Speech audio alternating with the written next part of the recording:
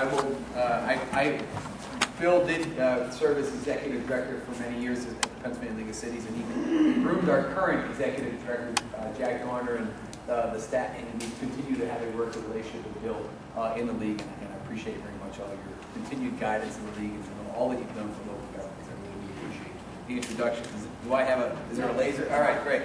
Now, I saw on your agenda that it's described as the 1% tax, right? Proposed 1% tax. Now, who would be in favor of a 1% tax? Right? Okay. Oh, but Alan Jennings. That's because we know. Not a shocker. Nobody in this room is shocked that Alan's for a tax. But hopefully, at the end of this presentation, the word tax will no longer be part of your description of what this is about. And it actually, I'll try to, I hope, and who knows what the end outcome will be at the end of the presentation. I'm going to ask that same question and see if I get a hopefully different turnout. Maybe Alan won't be for it, the rest of you will. Because he has another, Alan has a couple comments at the end too.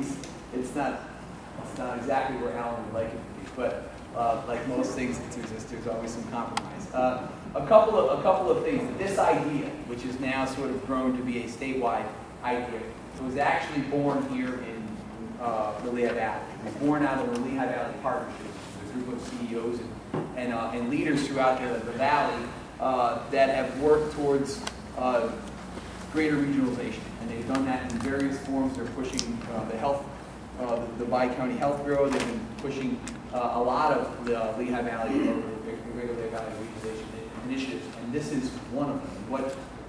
It was initially meant to be modeled after what has been done in Allegheny County, and it went from a 6% to a 7% sales tax. Some of the proceeds of which that came out of that state sales tax would go towards something called a regional asset district, or a RAD, and to fund a lot of the nonprofit institutions that are in Pittsburgh, but a lot of the population left Pittsburgh, went out to the greater suburbs, so you get a lot of folks that were taking advantage of a lot of those regional assets, museums, stadiums, etc. But all that burden, so to speak, was falling on the Pittsburgh folks, and so the RAD was developed, funded through this tax to help sort of subsidize some of those larger regional assets. And so things like in our case, it would be the Allentown Art Museum, or the zoo, or perhaps Music Fest, or the Crayola Factory. Those would be certain regional assets, and there's many more of them. We are blessed in the Lehigh Valley to have such assets that some of the proceeds of this tax would go towards that. Now, we went to the governor, the league, and Ed is a very strong leader within the league as well, Mayor Pulaski. We went to the governor about a year and a half ago, 2 years ago, to try to make him aware of kind of the plight of local government right now, and how badly we were struggling to make ends meet, deliver the services that our constituents want, and do it without having to raise real estate taxes. So we went to the governor at the time in support of a bill that Bob Freeman had, which was to take the 18% or 16% tax on wine and spirits that generates through the state. So it was the old Johnstown flood tax, so the money that they used to rebuild Johnstown after a series of floods that they had there. That is still in existence long after Johnstown has been rebuilt. But that $250 or $260 million annually that's generated as a result of that tax on wine and spirits no longer goes to Johnstown, but it goes to the general fund of the state. So our idea, actually Bob Freeman's idea, was to take the proceeds of that tax and use those same dollars, spread them out statewide to offset municipalities that have a greater than 17% of their municipality that would be tax exempt, nonprofit or tax exempt, in an effort to sort of, again, offset some of that burden. The governor, while being a former mayor of Philadelphia and also the president of the Pennsylvania League of Cities at one time in his career, was very sympathetic to our plight, but said, while we may show a $300 million surplus at the moment, we know that that's going to change, and the state's going to have probably a multi-billion-dollar deficit, which has only grown since that conversation took place some 2 years ago, to be now a 3.4, it seems to grow and change all the time, billion-dollar deficit. He said, while I want to support you and I'm an advocate for trying to help you guys get away from the real estate tax as your primary source of revenue.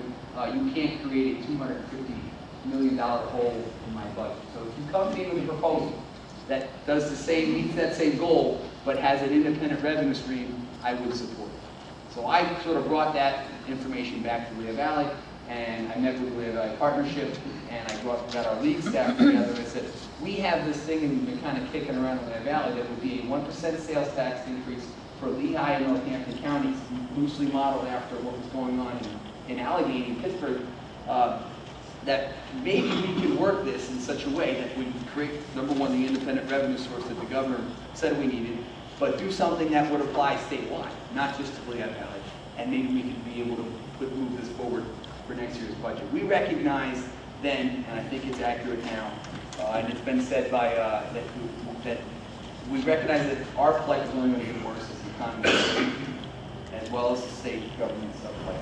Everyone is struggling. Every household is struggling. Every government is struggling. But we recognize that this budget was going to be tight. And about, I would say, 4 or 5 months ago, when the effort really started in earnest. And when was the first that we really approached the county?